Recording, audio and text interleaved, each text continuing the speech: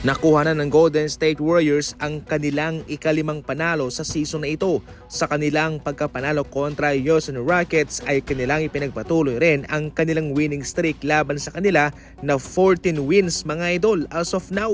Sa kabilang banda nagkaroon din ng magandang depensa itong Rockets sa Golden State at ito'y kanilang nilimitahan lamang sa 30 plus 3-pointers attempt pero hindi nila napigilan si Buddy Hield na nakapuntos pa rin ng 6 na 3 na siyang leading scorer ng Golden State Warriors na mayroong 27 points and 7 rebounds. Si Kuminga nag-step up sa overtime, scoring 23 points, 6 rebounds and 1 assist. Si Draymond Green grabe, double-double, 14 points, 11 rebounds, 3 assists. Graduate nga lang mga idol pero syempre mahalaga dyan ay panalo sila. Sa kabila, Eason 27 points, 9 rebounds, 5 steal and 3 blocks. Grabe to, maganda ang kanyang pinakita offensively and defensively. Smith Jr. ang shooter ng Rockets na mayroong 5 3. Si Thompson 18 points and 11 rebounds. Kahit talo ang Rockets dito, naging maganda naman yung kanilang ipinakitang laro kontra sa Golden State Warriors mga idol.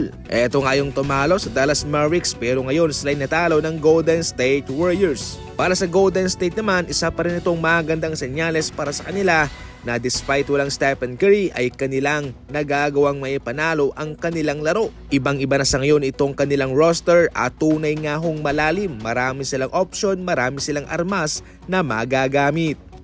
Ito ang dapat mong malaman sa kinapsyon ni Klay Thompson di umano sa kanyang bagong Splash Brother. Yumanig sa mundo ng basketball itong kinapsyon ni Klay Thompson sa larawan nila ni Luka Doncic na mayroong caption na may new Splash Brother. Ito na daw, si Luka na daw yung kanyang bagong Splash Brother. Marami ang hindi makapaniwala na ito'y sinabi ni Klay Thompson sa kanyang official Facebook page.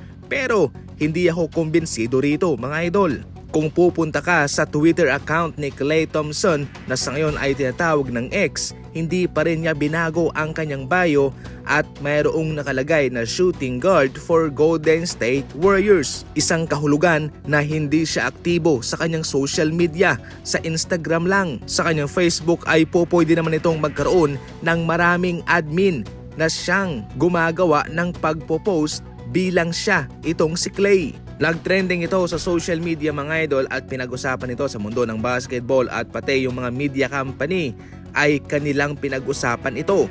Pero eto mga idol, pagkatapos na mangyari yan ay wala na nga ho ang caption na My New Splash Brother doon sa larawang yun sa Facebook ni Klay Thompson. Ito'y binura. Ibig sabihin nun ay hindi nga ho si Klay Thompson ang nag-post patungkol sa may new Splash Brother na tinutukoy niya si Luka. Isa sa mga admin ni Klay ang nag-post noon since hindi naman siya aktibo sa Facebook at sa Twitter, sa Instagram lang.